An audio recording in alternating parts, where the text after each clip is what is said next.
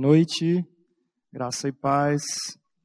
Você recebeu aí um cartãozinho. Eu gostaria que você pegasse agora. E nós vamos abrir a palavra, vamos ver o que o Senhor diz sobre esse tema. Perdoado e perdoando. Nós vamos dar uma lida nesse folheto, porque esse é o tema central para a gente conversar hoje. Eu quero agradecer ao Senhor por essa oportunidade e pedir que o Espírito Santo realmente fale conosco. A palavra de Deus é viva, é eficaz, é mais penetrante do que espada, afiada de 2 gumes, corta dos 2 lados, ela é apta para discernir o coração, as intenções, os pensamentos, e nós esperamos no Senhor, né? O que significa perdoar? Significa não atribuir à pessoa culpada o erro daquilo que ela cometeu e nem tratá-la mais como alguém que fez aquela coisa errada. Quando Deus me perdoa, Ele não me imputa, não me atribui mais a culpa das coisas erradas que eu fiz. Portanto, Ele não me trata mais como um pecador que quebrou a lei de Deus. Mereço o juízo de Deus e a sua condenação, mas Ele me perdoa. Significa que não vai mais me castigar e me punir por aquele pecado, uma vez que aquele pecado foi perdoado. É importante lembrar que o perdão de Deus só é dado a pecadores, porque Jesus Cristo pagou a culpa do pecado. São aqueles que se reconhecem pecadores, inimigos e arrependidos, clamam a Deus. Só há perdão porque houve pagamento da culpa. E perdão não significa Deus fazer vista grossa e relevar o erro. Ou simplesmente fazer de conta que nada aconteceu. Deus, sendo justo, santo, verdadeiro e reto, Ele tem que castigar o pecado. O que acontece é que Ele já condenou o pecado em Cristo Jesus e, portanto, a sua justiça foi atendida. As suas demandas foram satisfeitas. Quer dizer que alguém pagou e foi Cristo.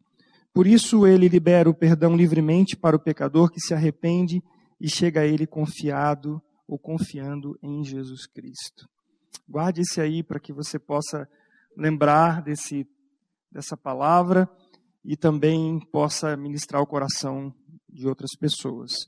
Nós vamos ver hoje, então, 4 situações, na verdade, 5 situações, se der tempo, em que na palavra de Deus o perdão fica muito claro. E esse é um assunto espinhoso para a gente, não é? Porque quem aqui já não foi ofendido, ou quem já se sentiu ofendido, e aquilo ficou ali no coração, né, sendo digerido, mas não desce, causa mal-estar. A gente dorme às vezes com aquilo, acorda com aquilo na cabeça. Isso faz mal, porque são toxinas que produzem e são, né, nosso organismo danificando as nossas células. Nós temos um desgaste emocional e nós temos uma saída. É como se fosse na descida de uma serra, aquelas saídas de escape, né? Onde o caminhão que está descendo desenfreado, ele pode sair e parar ali.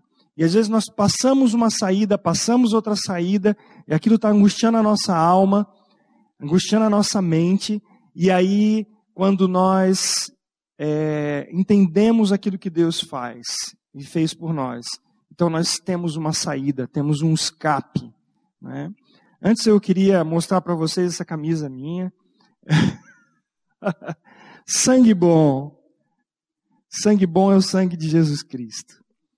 E nós vamos ver um pouquinho sobre o que esse sangue bom fez por nós. Essa camisa aqui, na verdade, eu ganhei numa época que eu tocava com uma banda, e aí ele deu essa camisa para nós saímos falando da misericórdia da obra de Cristo na cruz. E hoje eu falei, não, essa camiseta eu vou pôr hoje, camisa para a gente poder falar sobre esse sangue que nos cobre. Vamos abrir as nossas Bíblias. Eu creio que se alguém não tiver Bíblia aí, o Camarguinho vai projetar também.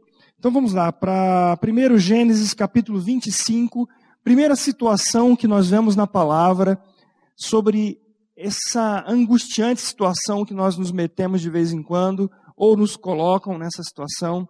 Nós vamos primeiro versículo 29, aí vocês sabem que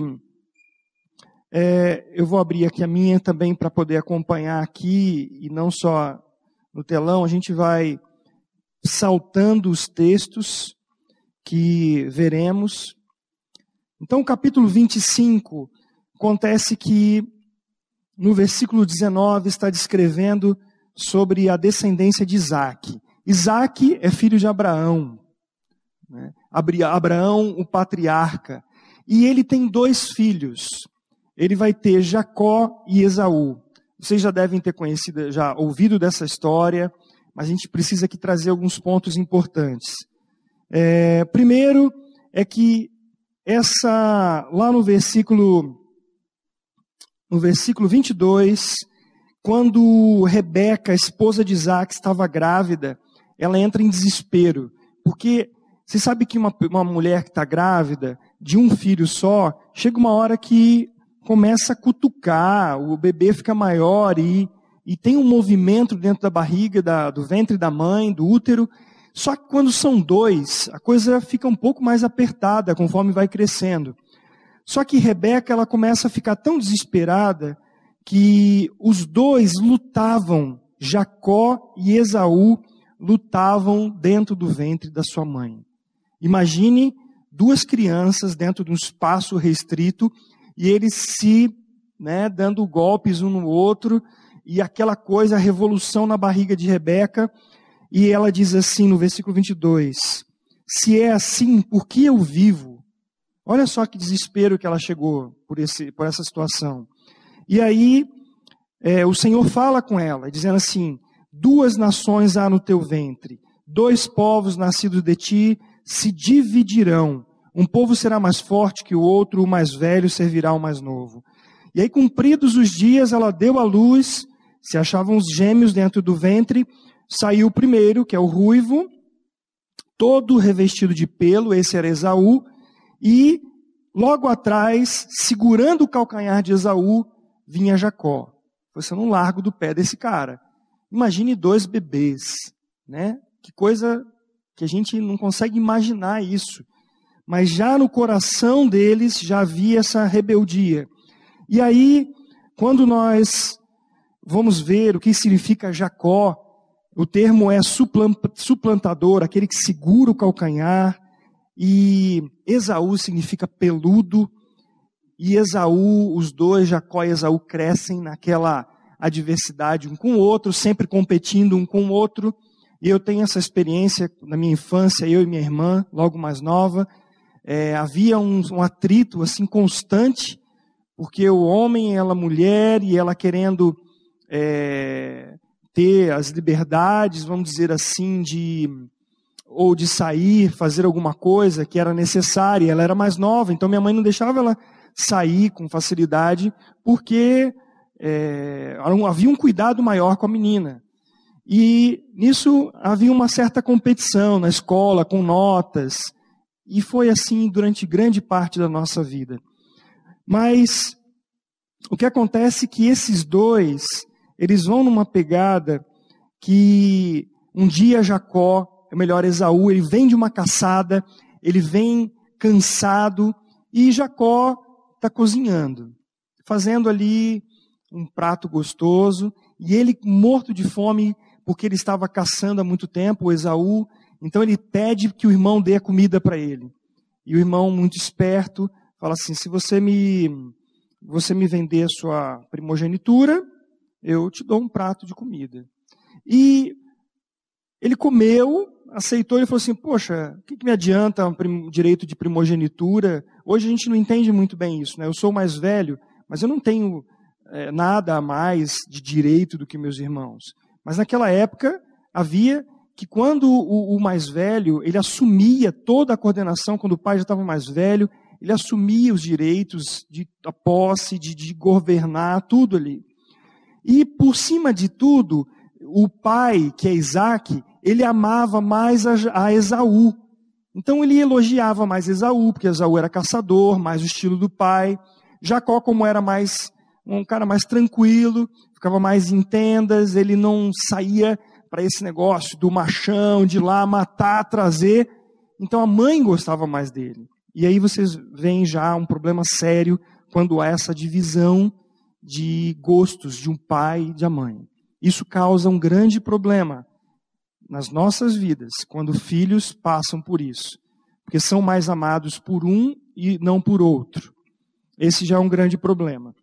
E aí, saltando para o capítulo 27, no versículo 1 a 6, tendo já envelhecido Isaque, e já não podendo ver, porque os olhos se lhe enfraqueciam, chamou Esaú, seu filho mais velho, e disse: meu filho, respondeu ele, aqui estou. Disse o pai: estou velho, não sei o dia da minha morte. Agora, pois, toma as tuas armas, a tua aljava, o teu arco, sai ao campo, apanha para mim alguma caça e faze uma comida saborosa, como eu aprecio. Traze-ma para que eu coma e te abençoe antes que eu morra. Rebeca escutou aquilo e falou: ah, não, meu filhinho preferido é o Jacó. Então, isso aqui não pode ficar desse jeito. E aí, o que acontece? Jacó, é o seguinte: teu pai vai abençoar Esaú e você vai perder essa chance. Então, pega... Mas como que eu vou fazer isso, mãe? Esaú é peludão. Como é que eu sou liso? Como é que eu vou me passar por ele? Aí a mãe já pensou numa estratégia, pegou pelo de animal, já revestiu ele e fez tudo, aquela comida gostosa para o pai, serviu. E o que acontece? Jacó engana o seu pai. Jacó engana o seu pai. E algo terrível acontece aí. Porque quando Jacó é abençoado, o irmão logo depois chega, prepara tudo e vai entregar para o pai. E o que acontece? O pai fala assim: ué, mas o que está acontecendo? Alguém já veio aqui, já me serviu, já abençoei. Aí ele logo cai. Jacó fez isso, aquele malandro, já enganou meu pai, e agora o que eu vou fazer? Pai, me dá uma outra bênção. E ele diz assim: filho, não tem mais. E aí ele fala algo para o filho, no versículo 40, salta lá para o 40 e você vai ver o que ele diz para o seu filho Esaú. Esaú simplesmente fica irado. Ele fala assim: eu vou matar esse cara, eu vou matar esse Jacó. Ele vai ver uma coisa. E aí, quando Esaú chega, ele vê quando Esaú chegou e Isaque viu que era ele, falou: já era, filho. Então o que eu tenho para te dizer é o seguinte, versículo 27, e ele chegou e o beijou, então o pai aspirou o cheiro da roupa dele e o abençoou e disse: eis que o cheiro do meu filho é como o cheiro do campo que o Senhor abençoou. Deus te dê do orvalho do céu, isso ele diz para Jacó, e da fartura de trigo e do mosto, sirvam-te os povos, as nações, te reverencie, sê senhor dos teus irmãos, e os filhos de tua mãe se encurvem a ti, maldito seja o que te amaldiçoar, e abençoado o que te abençoar. E aí, só sobrou uma coisa para Esaú, versículo 39. Longe dos lugares férteis da terra será a tua habitação, e sem orvalho que cai do alto. Viverás da tua espada, e servirás a teu irmão. Quando, porém, te libertares, sacudirás o seu jugo da tua cerviz.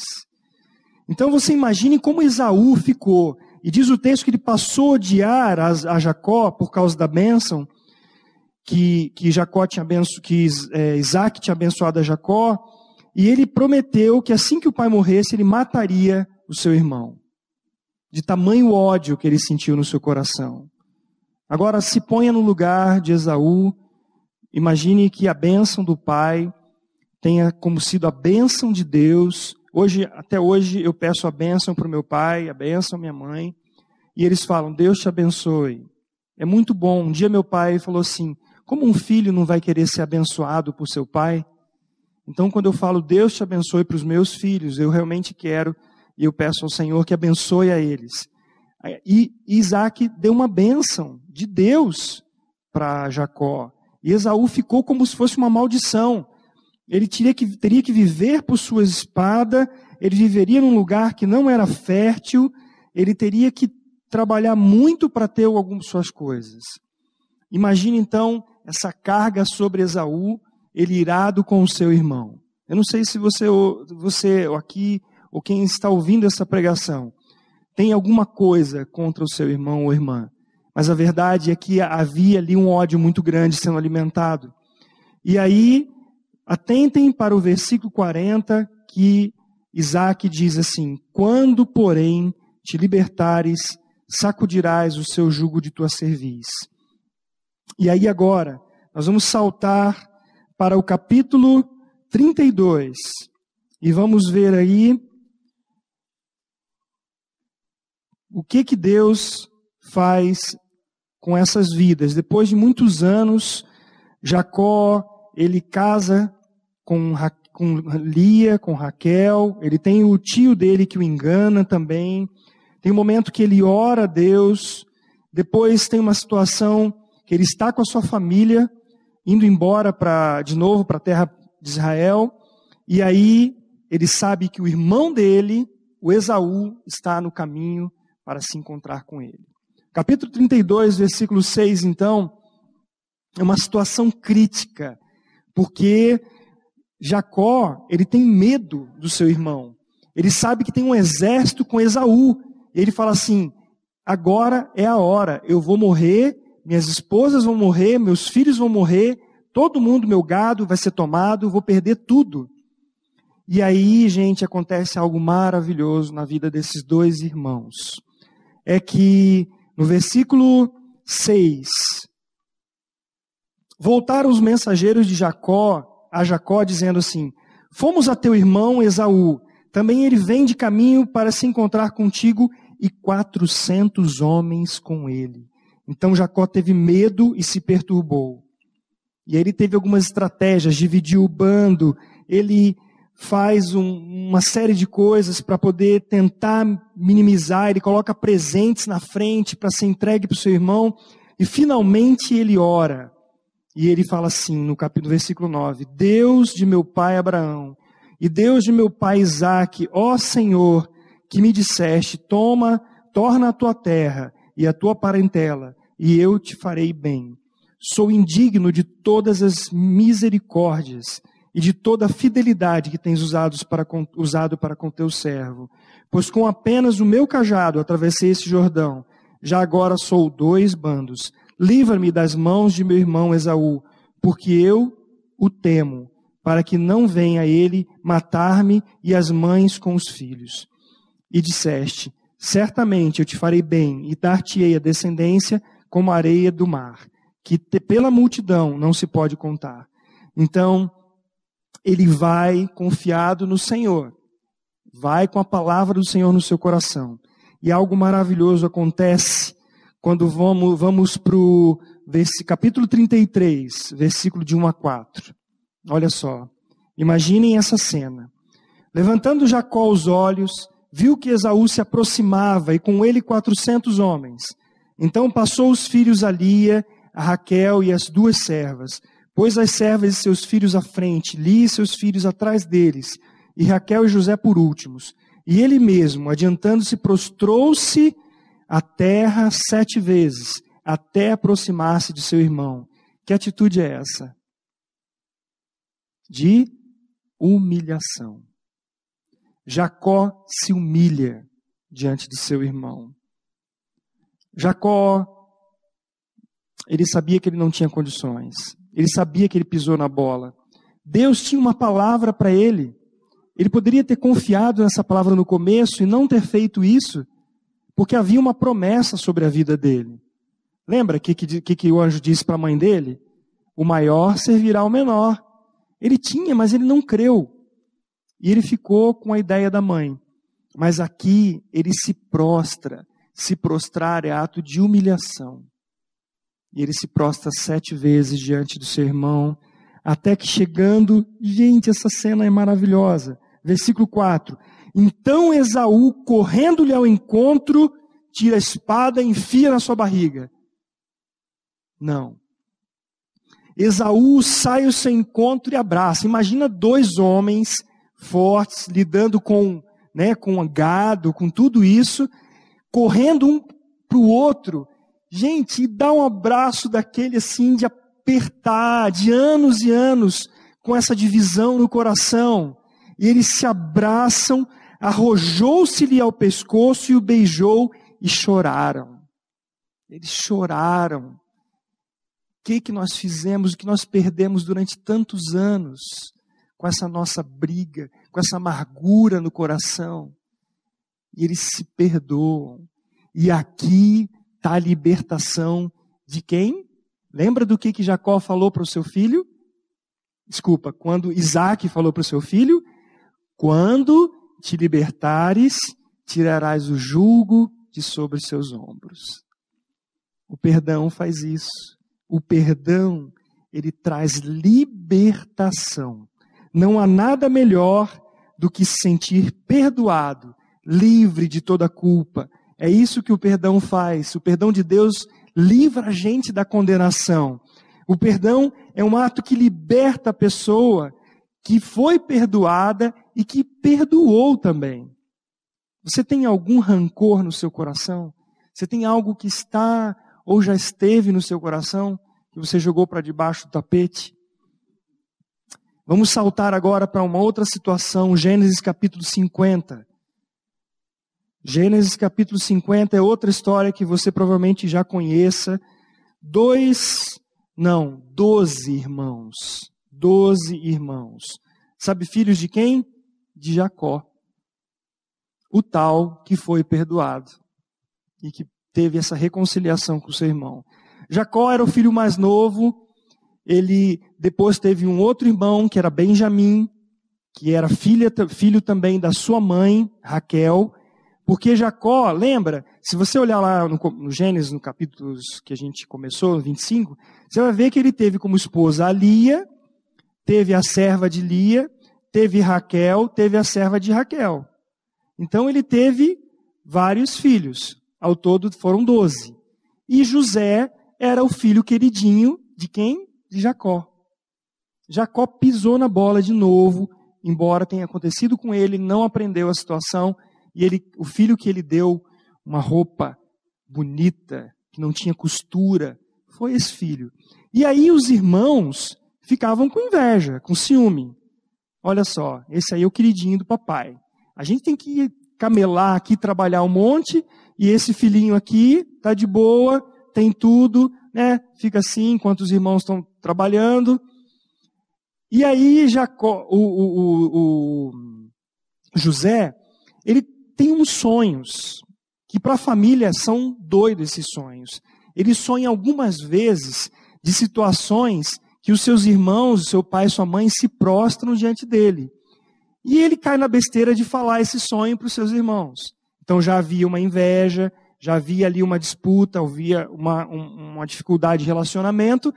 Quando ele começa a falar isso, aí o negócio entorna mesmo. E essas situações vão causando mais dificuldade. Imagina uma casa com 12 homens, né? E essa situação. E aí o que acontece é que eles vão levar o gado para outras pastagens melhores. E o pai, depois de dias, fica preocupado e manda José saber dos seus irmãos. Ele vai atrás para saber. Quando os irmãos veem esse José vindo, fala assim, o que esse magrelo está fazendo aqui? Veio aqui vigiar a gente para caguetar, né? Para depois dizer para o pai o que a gente está fazendo. Aí eles bolam um plano, vão matar o moleque. O irmão mais velho fala assim, não gente, o que é isso? Como é que nós vamos fazer um negócio desse? Vamos lá então, capítulo 50, versículo 15. A gente vê aqui já a conclusão. Vamos voltar um pouquinho antes, então. Quando, no capítulo 49, né? E a coisa já está rolando dessa diversidade, dessa dificuldade com eles. Vamos ver aqui. Tarã. Jacó. Antes, eu passei o versículo para vocês. Eu falei o versículo anterior, né? Vamos ver lá. Onde é que está aqui? Capítulo 37. Exatamente. Aí, Gui. 37. Ali o 50 já é a conclusão. E aí, os irmãos, já com essa ideia na cabeça, eles, quando chega José, jogam ele numa cisterna, mas durante esse tempo passa uma galera que ia para o Egito e que eram de negociantes, vendiam escravos também, pegam e vendem José para essa turma. No versículo 29 do capítulo 37, o Rúben volta e quando ele procura lá o José na cisterna, não estava mais lá. E ele rasga as suas vestes, fala, o que fizeram? Mataram o menino. E ele volta então para os seus irmãos e fala assim, não está lá o menino. E eu, para onde irei? Como é que eu vou fazer com meu pai? Então tomaram a túnica, tiveram uma ideia de tomar a túnica de José, mataram um bode, jogaram sangue e aí foram levar para o seu pai. Imagine um pai, né, vendo isso, um filho muito querido, vê a túnica dele, os irmãos, uma mentira que ia ferir o seu pai, diz então que ele tinha sido provavelmente morto por algum animal, e aí a tristeza do pai, ele falou, eu vou lamentar durante toda a minha vida, e nisso Deus faz algo maravilhoso na vida de José, que tinha sido vendido para o Egito. E aí vocês já conhecem a história.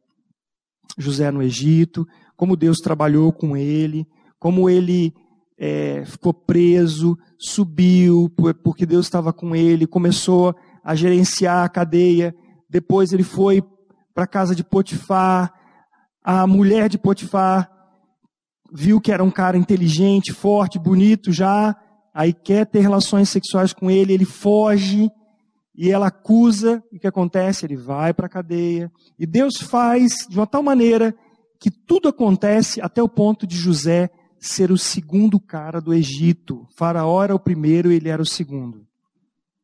E aí o que acontece? Fome geral. E aí os irmãos de Jacó são mandados pelo pai para ir comprar cereal. E aí o negócio acontece de tal maneira, eu vou resumir aqui, a gente vai saltar para os 50, porque a situação ali também era José, segundo governante de todo o Egito. Seus irmãos estão na sua mão. O que ele pode fazer? Pode matar todo mundo. Ele pode mandar para a cadeia, ele pode torturar, ele pode fazer o que ele quiser. Ele é o segundo do Egito. Ele tem a oportunidade de fazer com os irmãos pior do que os irmãos fizeram com ele. Afinal de contas, eles tiraram a vida dele. Gente não é brincadeira. Ele, um rapaz, sair da convivência com seus familiares, ser mandado para um lugar, sofrer um monte e ficar preso. Depois, Deus elevá-lo e ele poderia ter guardado esse rancor, esse mal no coração dele. Mas Deus fazia uma obra nele durante todos esses anos. Às vezes, Deus tem que trabalhar conosco anos e anos, para que nós possamos ter o coração quebrantado diante dele. E o que acontece então, é que nessa situação do capítulo 50, versículo 15, vendo os irmãos de José, que seu pai era morto, aí eu já saltei o momento que José se encontra com seus irmãos, abraça, chora, se revela para eles. Mas olha o que acontece no coração dos irmãos de José.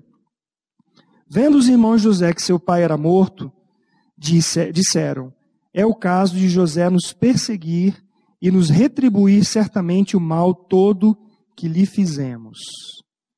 Essa era a ideia deles. Agora nosso pai morreu, José se fez de bonzinho até agora, nós estamos fritos, vamos morrer.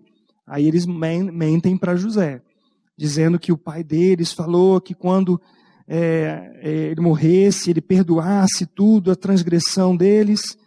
E aí eles dizem assim, perdoa, pois, a transgressão de teus irmãos e o seu pecado, porque eles te fizeram mal.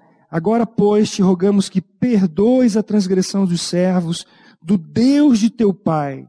Então José ouve aquilo já chorando, e aí, quando seus irmãos chegam, se prostram diante dele, e dizendo assim, eis aqui os teus servos.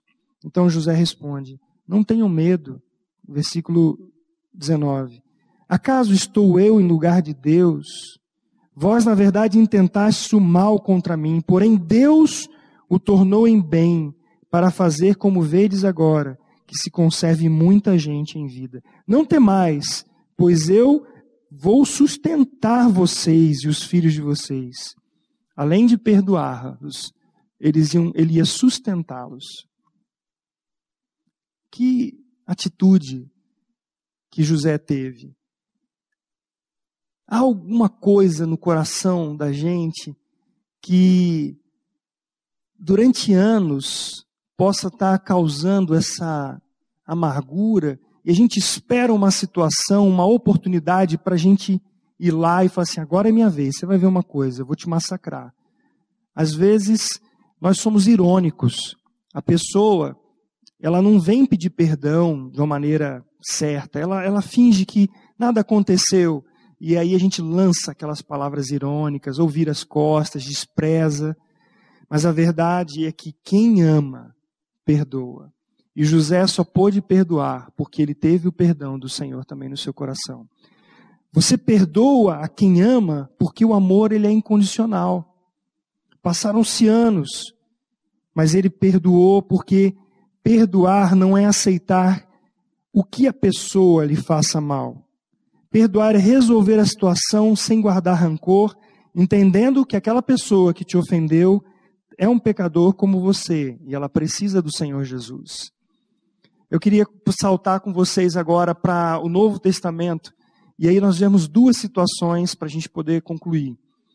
Quando nós vemos lá em Lucas capítulo 7, Lucas capítulo 7, versículo 36, é uma situação que Jesus, ele foi na casa de uma pessoa que era um fariseu. Ele foi jantar, ele foi convidado para jantar. E ele chegou na casa desse fariseu, ele tomou lugar à mesa. Lembra que a gente vê pela história que não era mesa como a nossa, assim, que a gente senta com cadeiras, né? A pessoa deitava tipo no chão, com um forro, né, um lugar ali, e ela ficava de lado, tinha um círculo onde a pessoa deitado comia. Então ele estava ali, Jesus e mais o fariseu e mais algumas pessoas. E de repente entra uma mulher. A mulher aqui no texto é chamada de mulher pecadora. No versículo 37 diz assim, e eis que uma mulher da cidade pecadora, sabendo que ele estava à mesa na casa do fariseu, levou um vaso de alabastro com unguento. E estando por detrás, aos seus pés, chorando, regava-os com suas lágrimas e os enxugava com os próprios cabelos e beijava-lhes os pés e os ungia com unguento. É interessante quando nós lemos Lucas, falando sobre essa mulher. Ele ressalta como mulher pecadora. Por que mulher pecadora? Por que essa ênfase em mulher pecadora? Porque essa mulher provavelmente era uma prostituta. Ou ela era uma adúltera. Porém, não é por isso que a gente sabe que uma pessoa é pecadora. Nós sabemos que nós já nascemos pecadores. Tanto quem conta uma mentirinha, quanto quem conta uma mentirona ou mata alguém, ele é pecador, por natureza. Mas o destaque aqui é porque na cultura judaica havia uma organização em castas. Então quem, por exemplo, trabalhava com gado, ele era considerado impuro. Quem morava longe do centro de Jerusalém era considerado impuro. Então tinha distinções de impureza. Quem, por exemplo, uma pessoa que mexia com impostos, com dinheiro, porque também ganhava dinheiro injustamente, né? Ele fraudava muitas coisas e tinha dinheiro com isso. também ele era uma pessoa que era considerada impuro. O sacerdote era impuro e ele tinha rituais de purificação. Essa mulher era a escória da sociedade judaica, porque ela era considerada, então, pecadora. E o fariseu, quando vê aquilo, quando ele vê aquela mulher nos pés de Jesus, o que ele diz? Esse Jesus aí não é profeta, esse cara aí não sabe de nada. Porque se ele soubesse quem está tocando nos pés dele, ele não deixaria nem ela tocar no pé. Aí Jesus, sabendo o que está acontecendo, fala assim: Simão, uma coisa eu tenho para te dizer. Aí ele, elegantemente, cordialmente, educadamente, diz assim, versículo 40, tá? Dize-a, mestre. Mas ele já tinha pensado assim, esse cara não é mestre. Mas ele, vamos lá, vamos fazer uma política aqui. 41. Certo credor tinha 2 devedores. Um lhe devia 500 denários e o outro 50. Não tendo nenhum dos dois com que pagar, perdoou-lhes a ambos. Qual deles, portanto, o amará mais? Você sabe essa resposta? Respondeu-lhe Simão: suponho que aquele a quem mais perdoou. Replicou-lhe: julgaste bem. E voltando-se para a mulher, disse a Simão: vês esta mulher? Ele: sim. Então, entrei em tua casa e não me deste água para os pés. Era comum o viajante, a pessoa que estava fora, receber água para lavar os pés. Esta, porém, regou os meus pés com lágrimas e os enxugou com os seus cabelos. Não me deste ósculo, ósculo é um beijo no rosto. Ela, entretanto, desde que entrei, não cessa de me beijar os pés. Não me ungiste a cabeça com óleo, também era comum, por causa do deserto, passar uma loção hidratante, o óleo, né? Mas esta, com bálsamo, ungiu os meus pés. Por isso te digo, perdoados lhe são os seus muitos pecados, porque ela muito perdoou, mas aquele a quem pouco se perdoa, pouco ama. Então ele diz para a mulher: perdoados são os teus pecados.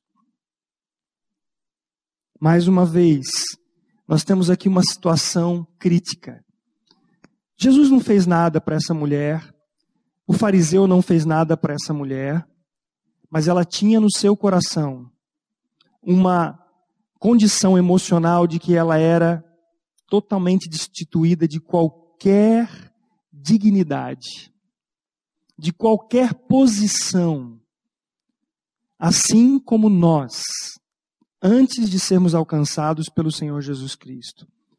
Totalmente indignos. Depois de salvos pelo Senhor Jesus Cristo, totalmente indignos. Por isso, o Senhor nos dá da sua graça. Está chegando já o fim do meu tempo. E eu quero dizer para vocês que neste momento, ela recebeu o perdão do Senhor numa esfera totalmente diferente. Ela recebeu no seu coração um perdão eterno. Quando Jesus diz para ela assim, perdoados estão os teus pecados, ele não está dizendo agora está perdoado. Ele falou assim, você continua sendo perdoada. O original tem esse sentido. Já foi dado e ela recebeu naquele momento aquele perdão. Eu gostaria de entrar em mais um exemplo, mas eu quero pular e saltar para chegar num ponto com vocês, que é o que o Senhor Jesus Cristo tem a fazer conosco. Se você é uma nova criatura em Cristo Jesus, você foi alcançado pela misericórdia e foi perdoada pelo perdão eterno do Senhor Jesus. E esse perdão, ele é para sempre. E o Senhor Jesus vem trabalhar no nosso coração para que nós também sejamos como Ele é. Não só o aspecto que ele diz assim, sede santos porque eu sou santo, mas também perdoai como eu perdoei vocês. Isso não é só para agora, é para sempre. Enquanto nós vivermos, nós vamos estar sendo embatidos, vamos receber pancada de um lado e de outro, vamos ser ofendidos. De repente você entende uma palavra de alguém como uma ofensa e essa pessoa nem teve intenção de fazer isso. Mas quando o Senhor Jesus, ele, naquela parábola do credor, que um devia pouco dinheiro, enquanto um outro servo, que devia muito, muito dinheiro, ele devia uma quantia impagável, ele pede perdão daquela quantia para o seu senhor e o senhor perdoa. Ele deveria trabalhar 20 anos para ganhar parte daquele dinheiro que ele devia. Na verdade, a ideia aqui que o texto nos traz era que, mesmo que ele vivesse mais de 80 anos, ele não conseguiria pagar, era uma dívida impagável. E quando o seu conservo vai pedir perdão por uma dívida pequenininha, que em 50 dias ele pagaria, 50 dias de trabalho ele pagaria, ele pega esse conservo, ele enforca, ele fala, eu vou pôr você na cadeia para você pagar isso aqui. E aí as outras pessoas, quando vêm, ficam escandalizados. Como é que esse que foi perdoado de uma dívida impagável, agora não quer perdoar o outro? Parece que é assim que a gente faz muitas vezes. Sabe por quê, gente? Por causa da nossa justiça própria. Porque nós temos no nosso coração, muitas vezes, uma justiça que endurece o nosso coração, que sustenta uma postura egoísta no nosso coração, e nós não confessamos aquilo diante do Senhor, aquilo fica ali, a gente vai mastigando aquilo vai ficando no coração e causando mal para a gente, porque a nossa justiça própria não perdoa o outro, não desconsidera tudo aquilo. Quando Deus, em Cristo Jesus, Ele colocou o pecado nosso dentro dele, Ele derramou o seu sangue, Ele nos deu um perdão de uma dívida impagável. Como eu agora não vou poder perdoar alguém? Se nós não estamos perdoando alguém, é porque nós não temos a noção do perdão do Senhor Jesus Cristo. Quando nós guardamos no nosso coração algo contra alguma pessoa, é que nós estamos considerando que nós somos melhores do que aquela prostituta. Eu estou me considerando um fariseu, melhor do que todos que estão à minha volta. Aquele que me ofendeu, eu sou melhor que ele. Então nós guardamos aqui no nosso coração e vamos mantendo isso que vai destruindo as nossas vidas. E o que diz aí nesse folhetinho que eu dei para vocês, de 1 João 9, se confessarmos os nossos pecados, Ele é fiel e justo para nos perdoar os pecados e nos purificar de toda injustiça. Nós não fazemos, nós não confessamos diante do Senhor. Nós não entendemos o amor e o perdão que o Senhor nos deu. É verdade que a gente não deve fechar os olhos para o erro dos outros e dizer, não aconteceu nada. A gente permitir que as pessoas se aproveitem de nós, ou nós nos fazermos de vítima por uma situação e às vezes só pedirmos desculpa. Não é isso que o Senhor nos está ensinando. Ele nos ensina a de fato ir diante dele e clamar de todo o coração, porque Ele nos perdoou completamente. Ele nos deu perdão completo. E eu queria deixar para vocês que a graça de Deus é essa que nos carrega. Ela que nos carrega, nos conduz, nos dá vida, porque Cristo na cruz fez isso. Nós precisamos também fazer isso com os outros. Eu gostaria de deixar para vocês algumas dicas de como a gente pode ir para uma pessoa e perdoar o que ela fez. Lembre-se do que está envolvido em perdoar. Perdoar não significa fechar os olhos, mas você abre mão de guardar ressentimento. Reconheça o perdão que o Senhor Jesus te deu e perdoe a pessoa também, porque esse perdão vai trazer benefícios para a tua vida.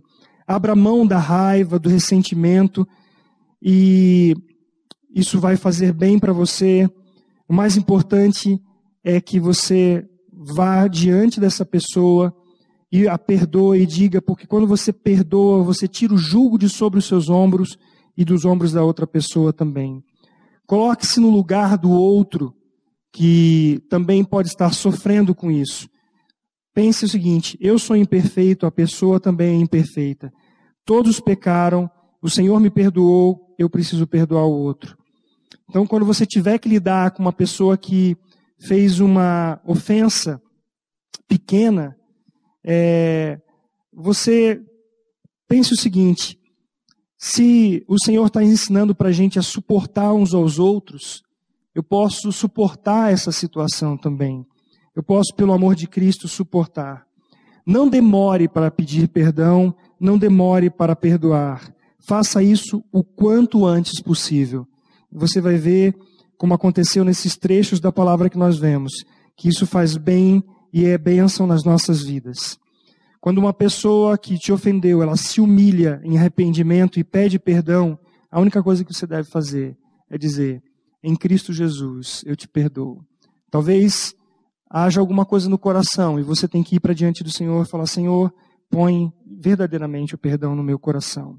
E aí sim, nós temos o texto de 1 João 9 novamente para observarmos. Se confessarmos os nossos pecados, Ele é fiel e justo para nos perdoar os pecados e nos purificar de toda injustiça. Vamos orar?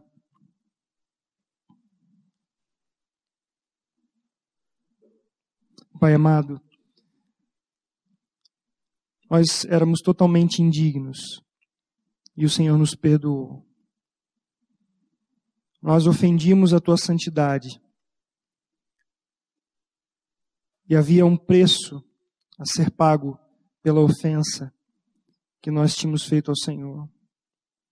O Senhor sabia que nós nunca conseguiríamos pagar essa dívida. O Senhor então manda o Teu Filho Jesus Cristo. O Senhor sacrifica o Teu próprio Filho em nosso lugar. O Senhor coloca dentro dele toda a raiva da humanidade, todo o pecado, toda a iniquidade.